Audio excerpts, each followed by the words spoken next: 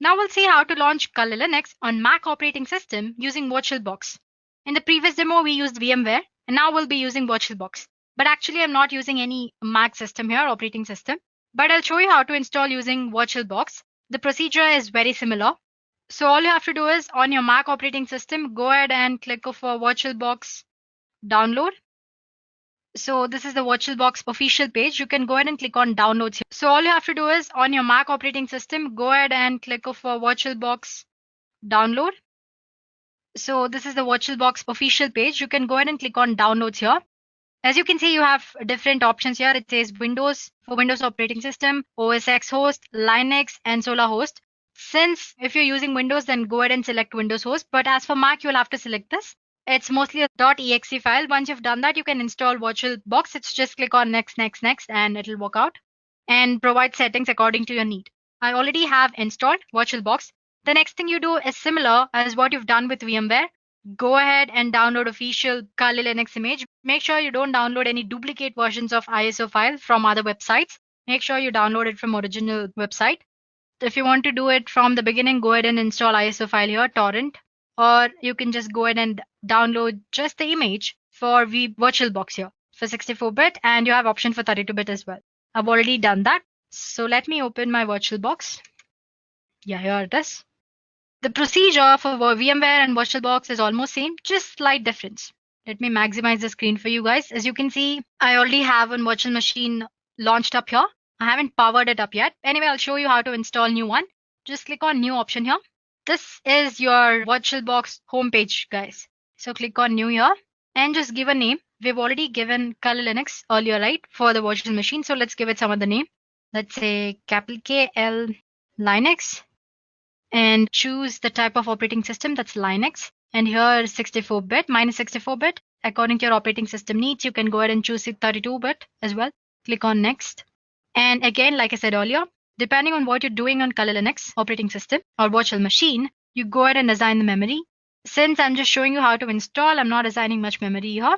So let's just retain the default 1024 MB, that's 1 GB. And click on next. And it's asking, you have 3 options here. You have not to add virtual hard disk, create a virtual hard disk now, and you can go ahead and add a virtual hard disk here, use an external virtual hard disk. Go ahead and select the second option, click on create, and use VirtualBox image. Like I said earlier, we downloaded ISO image, right? And it's an ISO file with extension .iso. So basically it's nothing but image. So click on next, and I want the storage on physical hard disk to be assigned dynamically, and click on next. So this is the name of the virtual machine which we just gave earlier. It's asking you to choose the path wherever you want to store your virtual machine. Let's say documents and virtual machines. Click on open and save. So that's the path I've set up. And as for the memory, Kali always needs you to assign at least 20 GB. So let's go ahead and give 20 GB. You can always assign more than that. And click on create. So this is the one we just created, right? It's ready. Just click on settings. Before you power up, you'll have to make certain settings. So if you want to change name or type and version, you can always go ahead and do that here. We don't have anything in advance. It's just the folder where your virtual machine will be stored. Go for systems. We won't be using any floppy disk here. So untick it or uncheck it. And yeah, this is memory. If you want to go ahead and change or assign more memory because the performance of your virtual machine is not that great, you can go ahead and do that. For the processor, make sure you enable this extended features. So basically, if you want to increase the performance of your virtual machine, the number of processors you assign should increase. Well, for now, since I'm just showing you how to install, I'm just going to assign 1. You have option to increase to say 2, like that. And as for the display, you can enable 3D acceleration display.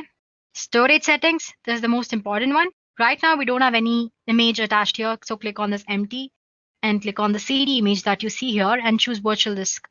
And attach the image or the ISO file, torrent file which you just downloaded. Click on open. And audio, no settings, default, network. By default, you can always set it for NAT since we're using only one virtual machine here. But if you want to use your Kali Linux with any other virtual machine like Metasploitable 2, you can go ahead and use this host only adapter option here. Because when you use NAT and when you have 2 virtual machines, both of them will be assigned with same IP address, which will definitely a problem because both of these virtual machines need to interact, right? So yeah, well, I'm just saying all this for the information. So you can go ahead and click on host only adapter if you're using two virtual machines and you want them to interact. As for now, I'm just retaining it NAT. And rest you don't have to make any changes. And click on OK. Once you've made all the settings, click on this. Or you can go ahead and click on start option here. You can right click on it and start. Again, like I said, the installation process from step 1 is very similar to that we did using VMware. So again, you'll be greeted with Kali boot screen and you have multiple options. Again, I'm not repeating the entire thing here. So go ahead and click on graphical install. And if you're a pro in using command line, you can always go for install option. And if you want to just use it for one time purpose, you can always go for live option here. That's all, guys. I'm sure you can catch up from here, right? Because it's almost similar for the ones we did using VMware. If you have any doubt, just go back and take a look at it.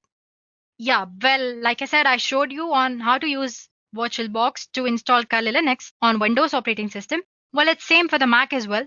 You just have to download your stuff there instead of Windows. You have another option with this operating system. You can dual boot your Kali Linux with Windows or Mac. It's not as easy as these installation process because it will involve you setting the BIOS changes that you get to see when you power up your computer initially. So make sure you refer to Kali Linux official documentation and make sure you've done the installation properly so that you won't mess up your default settings.